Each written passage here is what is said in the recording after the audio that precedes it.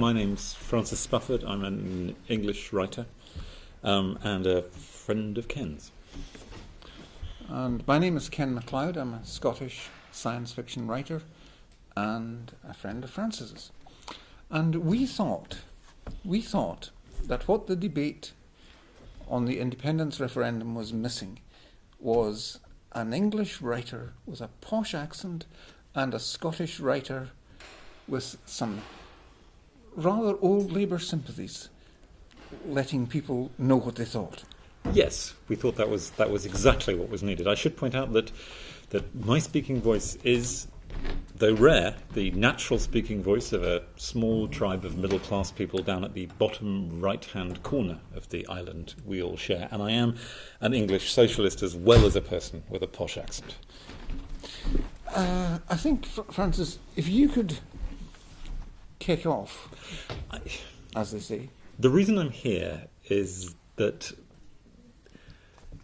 I'm a Thatcher baby, and long ago in the 1980s, when I was an idealistic teenager, I grew up reading Alistair Gray.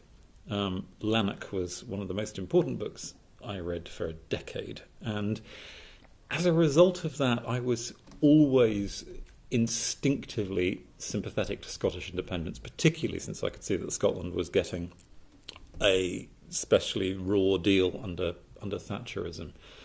And I was taken by surprise in the last year or so, as the campaign over the referendum geared up, to discover that I felt very strongly on the other side of the question, and that once I thought about it, I had far more of a stake in Britishness than I'd realised. That once it became real, once Scottish independence was no longer a rhetorical cause but a genuine possibility, that I discovered that there was a huge weight of feeling for me on the other side of the question. If you're Scots, really, why should you care about the weight of my feeling? In the same way, I could just cling to the knees of Scotland and say, please, please don't leave us. Don't leave English socialists alone with everybody else down there.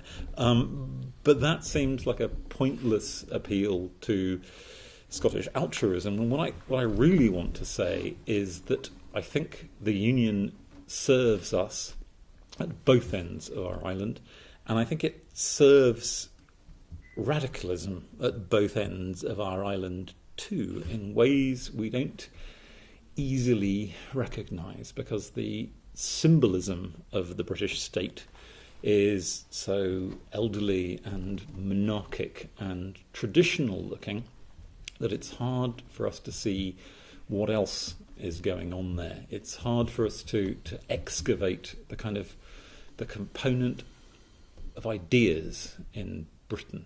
Does that make sense? Yes, it does. Good. Shall I go on, do you think? Do. I could. I'm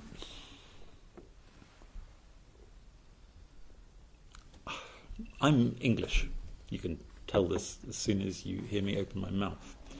And I like being English. I like the irony, I like the sense of humour, I like the landscapes, I like the Marmite, I like the familiar things that go with that aspect of identity. They're important to me. But they're important to me the same way that knowing who your grandma is important to you. When it comes to citizenship, I want my political identity to be based on something else. I want it to be based on a domain of ideas. I want it to be something that happens beyond and around all the particular identities that I have as a kind of a local person eating local food. I want to be part of a state which isn't just national. I want something with diversity built into it, baked in to the cake from the beginning. I want to be part of an Enlightenment project, and that's what the Union is. Once you peel it out of its monarchic wrappings, the Union, like the other union of the United States is an 18th century political experiment. It's a political unit constituted around an idea, not democracy yet, because that happened a bit later, but representative government. It was put together by England and Scotland together to give us the critical mass to fight a world war against absolute monarchy, which was the enemy of representative government then. And in the usual way of things, because once you start something, the dynamic goes on by itself and nobody knows quite where history is going to go, it became more than a convenience. It became a way of solidifying the project of being modern on this island. Modernity, not always a comfortable or virtuous state of affairs, but a mixture. Sometimes violent, sometimes radical, sometimes desperately insisting on its own continuity with the past to make people feel better about the fact that we're hurling forward who knows where. And the British modernity on this island was well, put it this way, I'm not entirely sure that I agree that we are always better together. Sometimes we're worse together. What we always are is more together. Our potential for everything is amplified and enlarged by being together. And if you go through the history of our shared existence on this island, for every triumph there is something ambiguous we have to lift the weight of as well. We destroyed feudalism and absolute monarchy together. Yeah, that's what died at Culloden, to the delight of Lowland Scots and the relief of everyone in England who was terrified that the Stuarts would come back. We let the genie of the Industrial Revolution out of the bottle together. We invented for the world the idea of the plenty that happens once Adam Smith's pin factory kicks into gear. And by the same action, we also invented the possibility of treating human beings as cogs in one of our own machines. If you were just proud of the Industrial Revolution, you'd be being proud of some horrible pieces of human suffering, but it's a piece of change.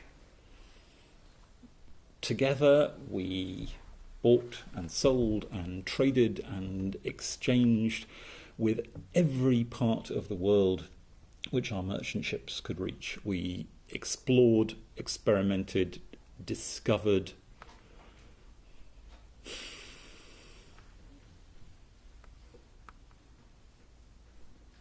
made new a whole globe. But we also looted it wherever our guns gave us a local advantage. We fought fascism together. That we defied fascism at the midnight of the 20th century when nobody else was willing to do it. Something to be permanently proud of. There's a good case for saying that human liberty survived because this island survived.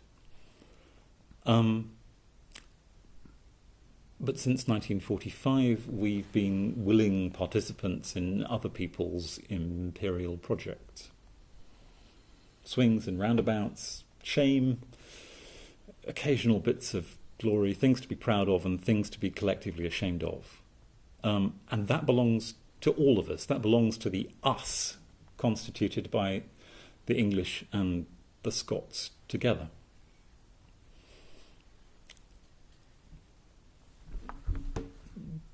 Is this really the end of that particular story? Possibly it is. The story's end. I'm a writer. I'm very aware of the fact that plots have closure. But I don't entirely believe it. Whatever the specific political forms that the Union or things like it take in future, I think that the 400 years we've spent together so far are an eye blink, and that the story of what we can do has only just begun. I think that global empire and industrial revolution and parliamentary government are scratching the surface of what we are collectively capable of. And though I'm trying very hard for the sake of my dignity not to clutch the legs of Scotland and say, please don't go, don't leave us, please don't go, don't leave us. Do the stuff that we can do together. Thank you. You're welcome. Francis. Like Francis, I come from the left, originally from a rather harder left than he does. Soft parliamentary socialist over here. Yeah. And I'm still interested, as he is, in radical possibilities in economics and politics and so forth. In practice, I just vote Labour because I know that radical possibilities need really solid grounding in possibility and fact and social science and economics and so on. And part of the crisis of our time is that the left, in general, and indeed on a world scale, is going into the future as blindly as we all are. We are making our way in a world in which certain earlier certainties no longer exist. And also, like Francis, I have been surprised at the intensity of my own feeling of something that was very important to me being threatened by the possibility of the breakup of the United Kingdom. Now, let me say that the United Kingdom is a state and a society that has many things wrong with it, much in its past that we have still to face up to, that I think it is scandalous that we have not faced up to, but that we should not beat ourselves up over not facing up to. These are matters on which we have to take certain people to account, hold certain people to account. But we live in a society in which it is possible to do that. Having said that, I want to say that I think that the union is worth maintaining quite independently of what you think of the United Kingdom as a state, about capitalism, about imperialism, about the past, about royalty and Westminster and the establishment, and all these things that people make such a great deal of, because these are not the same as the union. The union is, first of all, and most obviously, it's a single, seamless market. And this sounds like an awfully dry economic thing, but it isn't. It's a matter of not just the employers on whom we, unfortunately, but at the moment necessarily depend, having an open market to work in.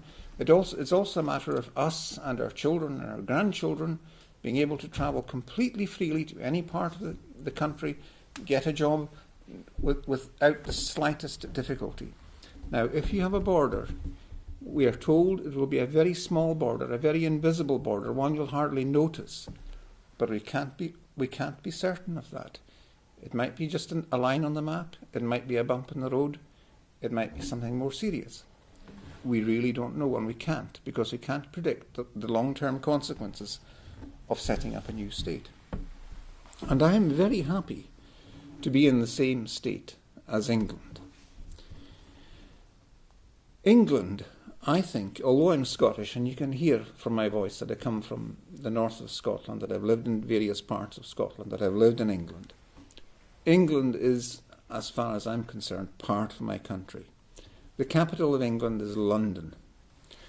There are two English-speaking world cities. One of them is New York, the other is London.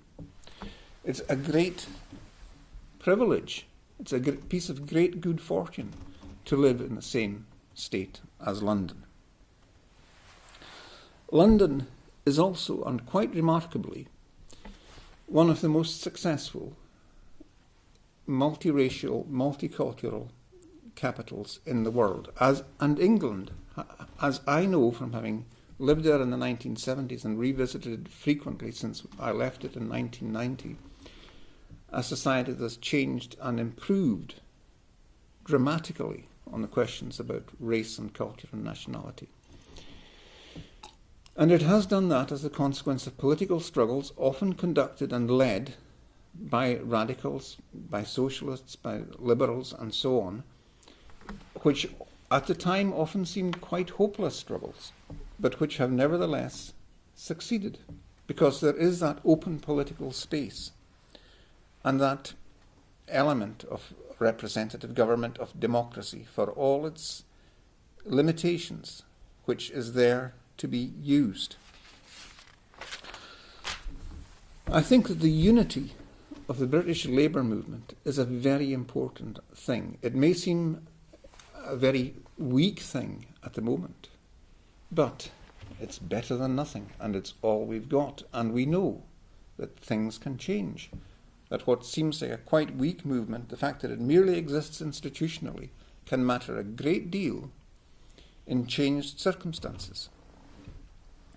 Finally, the other thing which is was quite sobering realization to me was how much I feel I have gained from being in the same country, the same nation, as this enormous, deep, long-standing and rich English radical and democratic tradition. When I was a child, one of the alarming books I was given to read was John Bunyan's The Pilgrim's Progress. Now, Bunyan was a soldier in the English Revolution. You can tell that from his other book. People like the Diggers, people like Winstanley, the Levellers, Blake, William Blake, Thomas Paine, the Chartists, all of these English radicals have enriched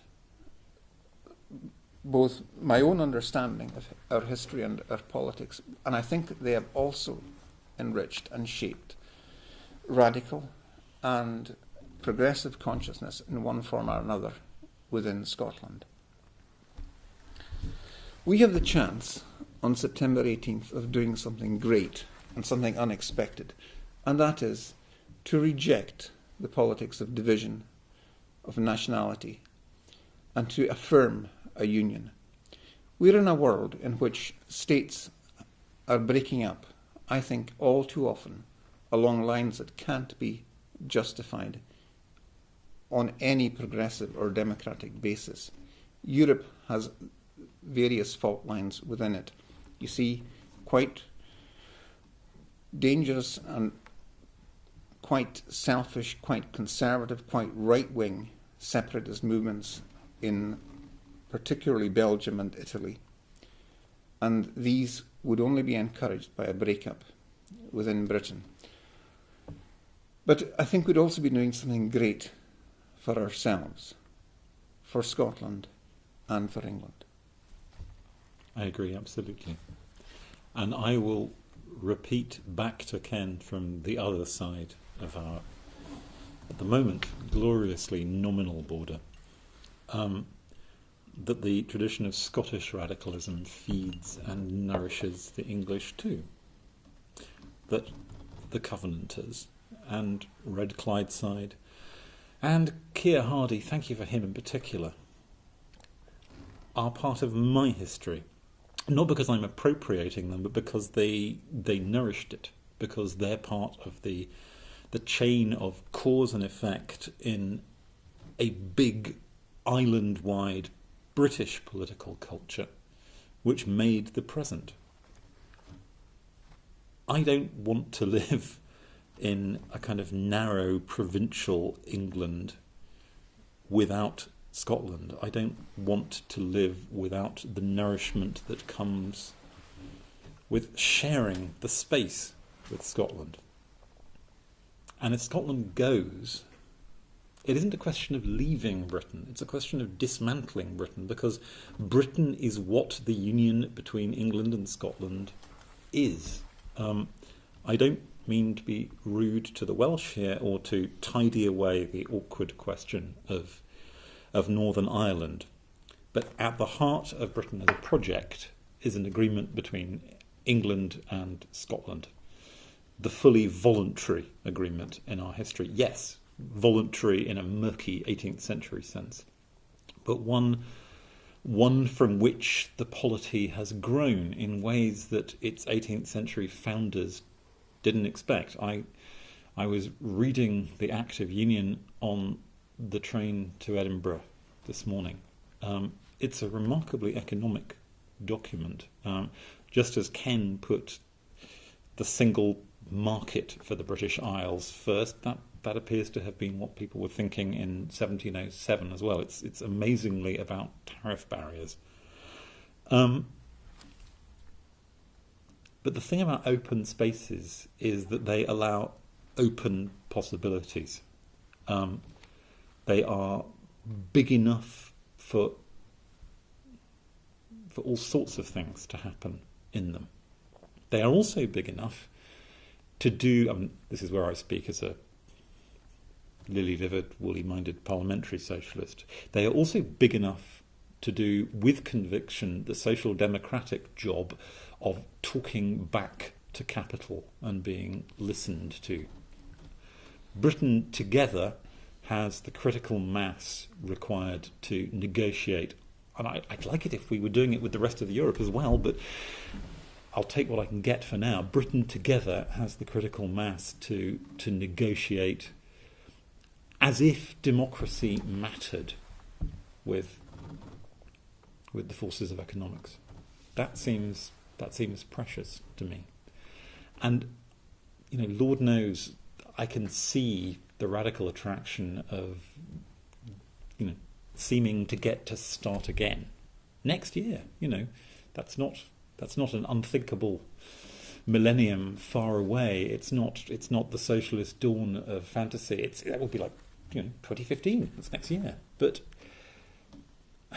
there would be enormous loss of possibility as well as quick gain in that. I think Scotland and England would be dealing with the world on far weaker terms afterwards.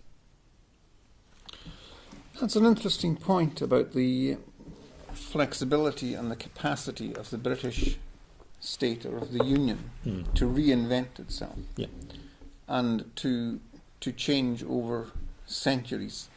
I've occasionally toyed with the idea that one of the most successful revolutionaries was William of Orange, King Billy, in the sense that this polity that was created in 1688 and 1689 in Scotland, when it signed the same Bill of Rights and agreement, actually proved so capable of adaptation through centuries, and it was an arrangement that had been perhaps blundered into, as the English so famously do. They do things empirically, and well, allegedly. And no, it's partly true. It's partly true, I think, and it has proved capable of an incredible degree of change over the centuries while maintaining a recognisable continuity. And that's quite an unusual feature for a state, I think. There are states that have been seemingly immobile, and there are states that have been radical but quite short-lived. It's difficult to think of a parallel other than perhaps Holland, which has been doing it for longer, doing much the same thing actually for longer. No, United Provinces, another polity with union in the title, which is always a clue that something is fermenting away there. I think the comparison with the United States is interesting. It would be easier to see the radicalism of our union if we had some kind of totemic founding object like the Constitution. If we had a man in a tricorn hat like George Washington. King Billy really doesn't do the job in terms of myth making. if we could point to that rather than to, kind of slightly rusty biscuit tins with the Queen Mother on the outside, it would be easier to see what is in fact the case, that the Union is this perpetually renewing box of possibilities. On the other hand, if we had the written constitution which hammered down and then riveted for all time the relation of the parts to the whole, we wouldn't have been capable of anything like the adaptation we've gone through. For example, we couldn't have done, at the drop of a simple referendum, the Scottish Parliament. We couldn't do institutional innovation the way we can. In some ways, the recipe for the British Union is terribly simple, which is just parliamentary sovereignty.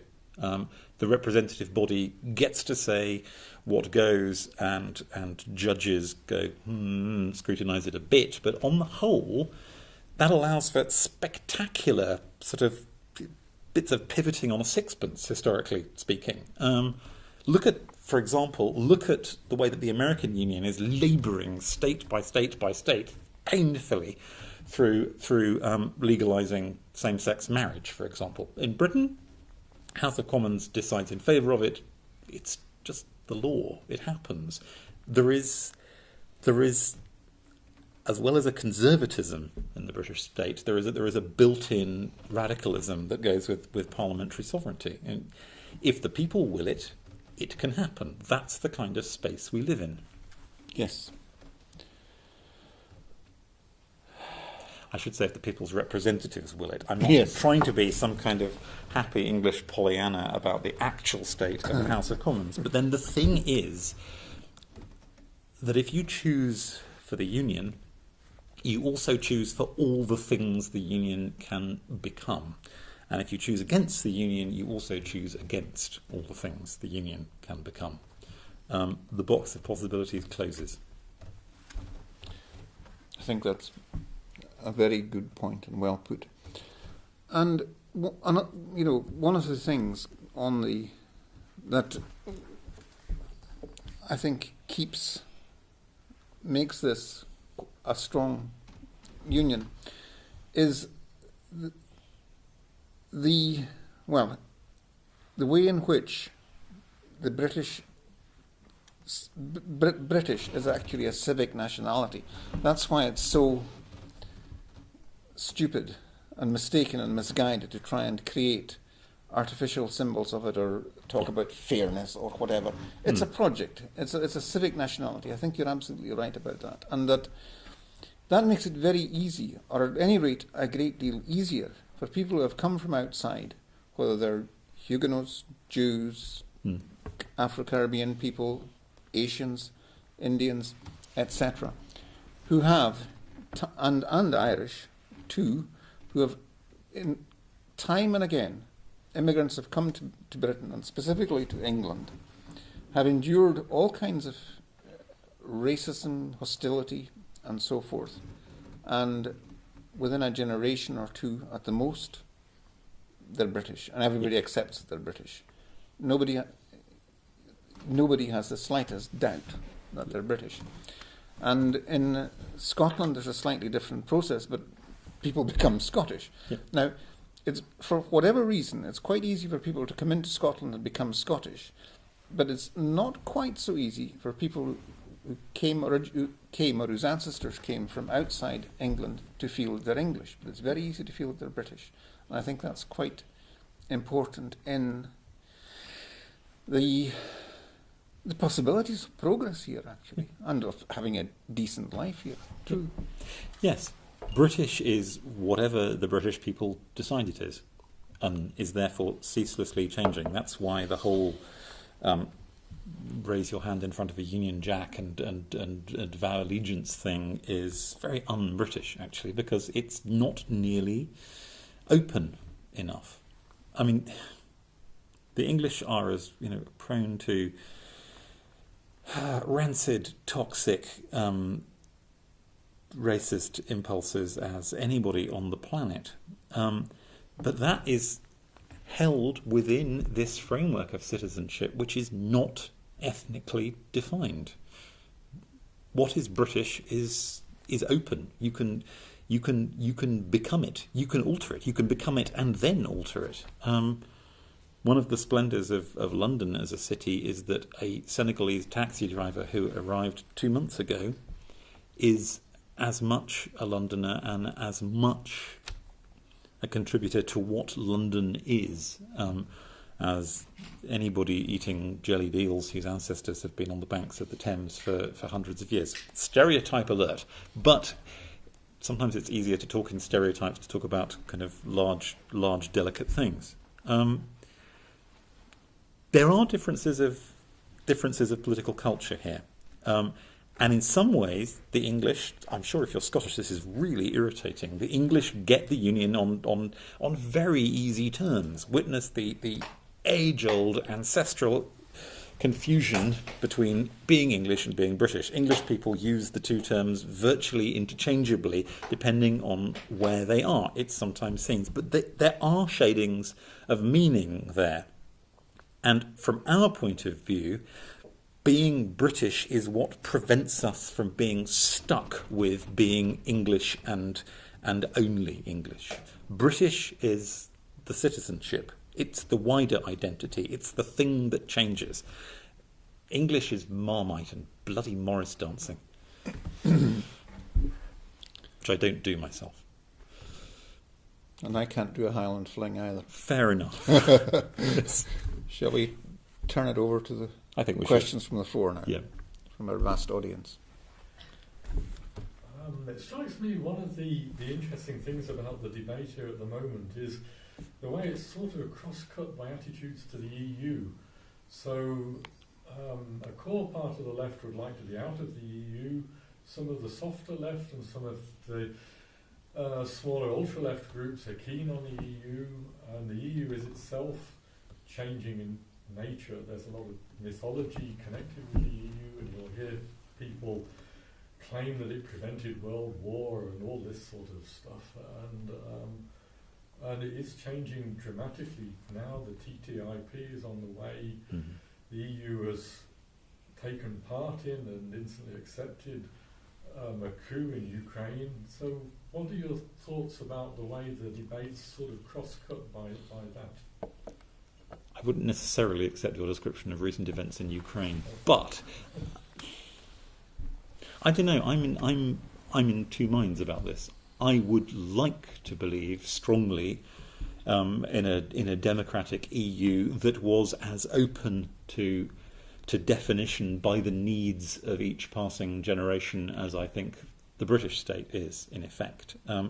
It isn't that at the moment, and one reason why, looking on from the outside, I think that Scotland ought to be wary of hoping that the EU can take up the traditional function of the British state of being the kind of the large, friendly, democratic area within which Scotland can be Scotland, is that at the moment the EU's institutional arrangements are in a shambles. And if you think that negotiating with the Bank of England is going to be tricky, negotiating with the Bundesbank will be far, far, far worse, because what the EU has presently got baked into it is a particular inflation-hating, neoliberal-dominated view of how the world is supposed to work. And it is not responsive at the moment to public opinion.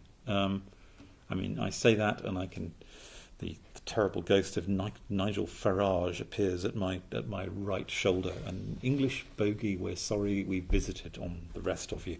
But there are genuine reasons for thinking that Europe is not yet ready to do the job of union, of being the bigger space in which proper politics can happen. Yeah. I kind of blanch at the thought of the kind of things that would be needed for Europe to become a demos, for Europeans to think of themselves as all one people. Let's not go there, shall we? Oh, right, let's not. But, I'm only producing it as a kind of as a demonstration of present impossibility. Exactly. Yeah. Although it seems very relevant to what we're talking about here to insist that a demos can be constituted by ideas and by shared loyalty to ideas and experience. A demos does not have to be constituted by familiarity with the same soil. None of that blood and soil stuff. Absolutely not. An interesting point, though. I hadn't really thought about it before. Why the nationalists are so keen to leave the United Kingdom, but they, at the same time, join another union which is far less effective. And like, why are they so keen, to join the EU? And I hadn't really thought about that in the terms of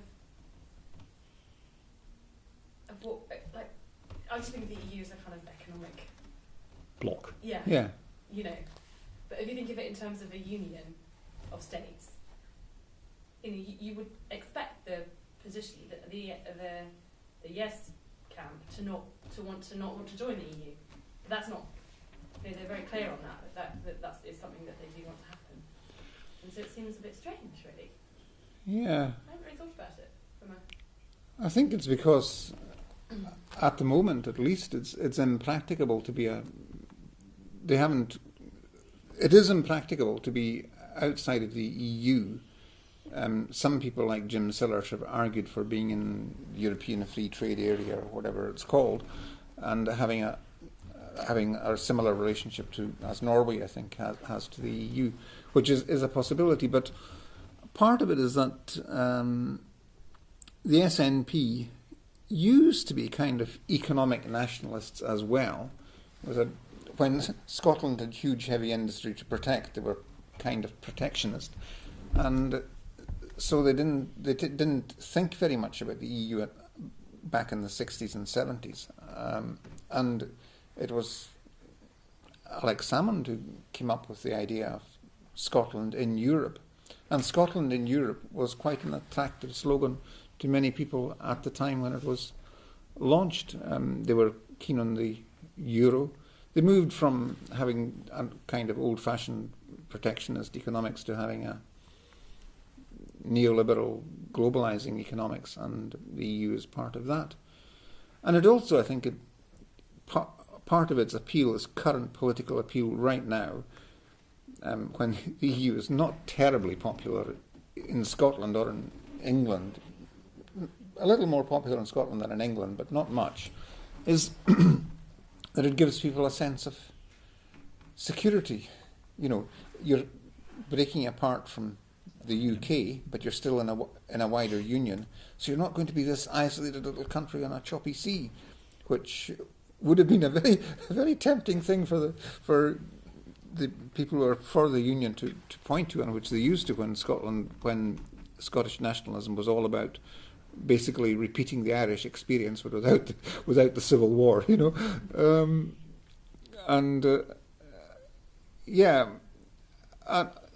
as the gentleman in the audience said, it does cut across. It does cut across the debate in curious ways, but it's not I don't think it's necessarily a way that's easy for either side to make a great deal of use of, because both sides in the debate over the union versus separation, you will find different views expressed on the EU, as we have seen. It's partly to do with mood music and poetics and associations, isn't it, as well as tangible political arguments. That it used to be possible to say, compare the Union of Great Britain and Northern Ireland with the Union of the European Union, and 10, 15 years ago, people would have been willing to consent to the idea that the European Union was modern. The European Union is modern, forward-looking, plural, shiny. It comes with lovely airports full of Danish chairs. It has other examples of regions successfully having devolved powers, like Catalonia, which once upon a time looked quite ambitious for the British setting. And on the other side, you have the rusty biscuit tin with the Queen Mother on it of the British Union. So naturally, you go for the Danish chairs rather than the rusty biscuit tin. Rather than the rusty biscuit tin. If, however, the British Union turns out to be, though rusty and battered and equivocal at the edges, turns out to be actually more serviceable than the thing with the shiny flag and the Danish chairs for now, then the mood music doesn't work properly anymore. But I think certainly in people kind of my age and my generation, there is a fundamental sense that there is something good about the cosmopolitanism of the European project. It feeds into my sense that the British Union is a good thing, to think that connection is good, diversity is good, pluralism is good, whereas separation and singleness are bad on the whole, and that for all its faults, the European Union is one embodiment of an international association which is supposed to stop war and get us used to being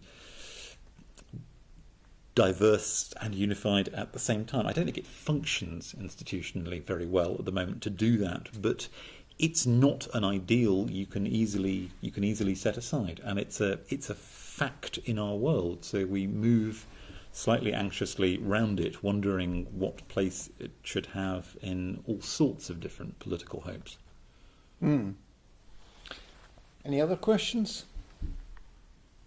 I wondered, as writers for No, what attractions are there for creatives and people in the arts? Because singleness and separation are seen as bad to most people, but National Collective will tell you that there is a collective and it's cool, and you can be part of this thing that is together. They're almost campaigning in the same way as Better Together. Some of the things they say are very similar. So as writers for No, why should people in the arts ignore that in Scotland? I should say I'm not a writer for No, because I'm not a Scot. I'm a writer for Please No. But yes, it's a serious question. From the English perspective, what is Scots about Scots literature is not in any danger of being diluted, limited, restricted, or underappreciated by being part of British literature. They feed, all of the literatures of the island feed each other. But then I'm looking at it from the south end of the island. Ken? Well, to a certain extent, I'm not the best writer to ask, because being a science fiction writer, albeit a science fiction writer who has imagined more different future Scotlands than I think any other single writer ever has, including independent ones frequently. Yeah, I think that there is a remarkable concurrence in some parts of the Scottish arts scene for independence. Almost every writer, every fiction writer, seems to be in one degree or another. Perhaps not all the poets, and we've seen certainly not all the non-fiction writers, certainly not all the publishers, not all the musicians, and so on. There are the benefits for the culture, for the culture of Scotland, of being part of the Union, seem to me so screamingly obvious that it's difficult even to articulate them, because there is no sense in which Scottish culture as such is oppressed or diminished in the Union. There's a certain degree of, I think, there is a degree of the area in which you do get a degree of disdain for Scottish culture is when there's an element of class in it. Like, it's very true that some of the attitudes that were expressed about James Kelman 15, 20 odd years ago are, or more, were rooted in class rather than in nationality, I think. And the interesting thing is that the problem, for example, of Scottish kids, well, not so much the problem. What I mean is how liberating it is for Scottish kids or Scottish teenagers or young people generally to see on television or on film people talking in their own accents. This is very, very true, in recognisable versions of their own accents. But the same is true of children from virtually every part of England. You know, there is now, thanks to this multicultural melange of London, there's a kind, what is called, I think, the estuarine accent, Yep. which is rather different from the old Cockney accent. But the Cockney was as caricatured as the Jock in the old days, and as badly mangled from speech into print as any Glaswegian or Highlander. So there are certain historic frictions and grievances around that. But if you look at the literature as a whole, there's no question that Scottish literature has been part of British English literature, the literature of the English language. And when it comes to the minority languages, and the native minority languages of Scotland, Gaelic and Scots, most of the damage to them has been done by Scots, not by the English. So I think that the radicalism of writers and the often the unrealistic radicalism which appeals to writers is part of that. I think I'd add to that so far as there was a grievance about voices, both literal voices and printed voices, it was because absolutely everybody in the British Isles who didn't have a voice that sounded like mine was pushed to the margins for a very long time in favour of a literature which aspired to sound like this is Alvar Liddell reading the news. But one of the things that British culture has managed quite successfully over the last 15 years is a kind of decentering of that voice. So thank God what I sound like now is just one of the voices of the island. Yes, I'm not saying that structures of privilege disappear with the wave of a magic wand, but that there is a radical openness to different voices now, and within that new British perceptual world, the Scottish clusters of voices seem distinctive and rather powerful to us. Ken talks modestly about perhaps being a science fiction writer, making it more complicated, but from the outside, one of the things that's very noticeable is that there has been an emergent cluster of very definitely and distinctively Scottish science fiction being written, which has a valuably different political centre to it, and a sense of political possibility which enriches the rest of the English-speaking world. It's quite weird to Americans in particular, I suspect, who thought that space opera belonged to them rather than to Ian Banks, who I really wish was part of this debate. I'm sure he'd have been on the yes side, but I would still. He was, yes. I'm sure he. Of course. I really wish he was part of the conversation. Yes. Sorry, I got sidetracked somewhere, but perhaps I'd finished. Yeah. Yeah. Have we reached an end or a conclusion? No, we haven't, because the story of what it means to be British and sharing the damn island remains to be written ad infinitum.